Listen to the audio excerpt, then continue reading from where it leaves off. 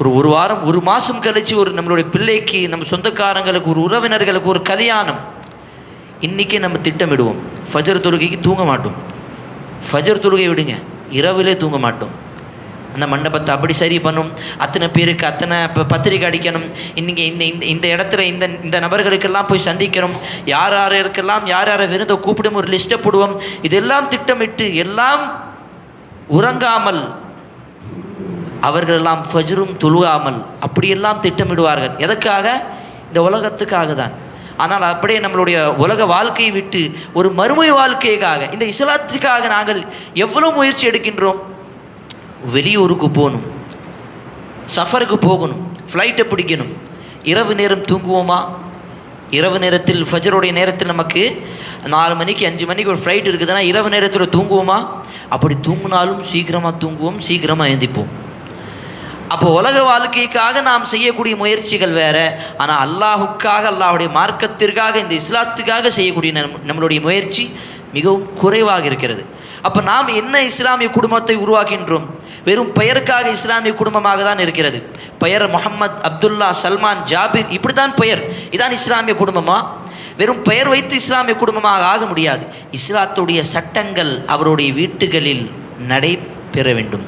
அவர்களுடைய வாழ்க்கையில் இதெல்லாம் கடைப்பிடிக்க வேண்டும். அப்பொழுதுதான் இது இஸ்லாமிய குடும்பமாக மாற முடியும். நீங்கள் ஹதீஸை பாருங்கள், ரசூலுல்லாஹ்வுடைய வாழ்க்கை வரலாற்றை பாருங்கள். ரசூலுல்லாஹ்வுடைய ஒவ்வொரு பக்கத்தையும் நீங்கள் படிக்கும் பொழுது உங்களுக்கு தெரியும். சுப்ஹானல்லாஹ், ரசூலுல்லாஹி ஸல்லல்லாஹு அலைஹி வஸல்லம் தன்னுடைய வீட்டில், தன்னுடைய மனைவிமார்களிடம், தன்னுடைய பிள்ளைகளிடம், தன்னுடைய குடும்பத்தில் அதிகமான எந்த பேச்சை எடுப்பார்கள் தெரியுமா? மறுமை பற்றி தான், மறுமை பற்றி தான்.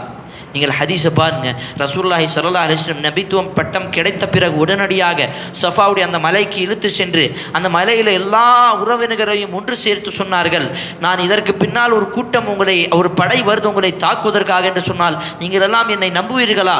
அவர்கள் சொன்னார்கள், ஆம், நாங்கள் உங்களை நம்புவோம். ஏனென்று சொன்னால் நீங்கள் இதுவரை அமீனாக, சாதிக்காக, உண்மையாளராக, நம்பிக்கையாளராக இருந்தீர்கள். அல்லாஹ்வுடைய தூதர் அந்த நேரத்தில் தாவா செய்தார்கள். எல்லோரையும் ஒன்று சேர்த்து சொன்னார்கள், நான் உங்களுக்கு எச்சரிக்கை செய்கின்றேன், இதைவிட மிகவும் மோசமான ஒரு நிலைமை அந்த நரகத்தில் போடக்கூடிய அந்த ஒரு அதாப் உங்களுக்காக காத்து கொண்டிருக்கும். நீங்கள் அதிலிருந்து வெளியே வர வேண்டும். அதற்காக தான் இங்கே எல்லாம் உங்களை நான் ஒன்று கூடியிருக்கிறேன். நீங்கள் அல்லாஹ்வை மட்டும்தான் வணங்க வேண்டும். அல்லாஹ்வை தவிர வேறு எந்த ஒரு சிலையோ மண்ணையோ கல்லையோ வணங்கக்கூடாது என்று அந்த இடத்தில் அழைப்பு பண்ணி கொடுத்தார்கள். அந்த இடத்தில் உறவினர்கள் எல்லாம் சொன்னார்கள், இதற்காகவா நீங்களே ஒன்று சேர்த்தாய்? ரசூலுல்லாஹ்வுடைய சாச்சா, ரசூலுல்லாஹ்வுடைய பெரியப்பா யாரு? அபூ லஹப்.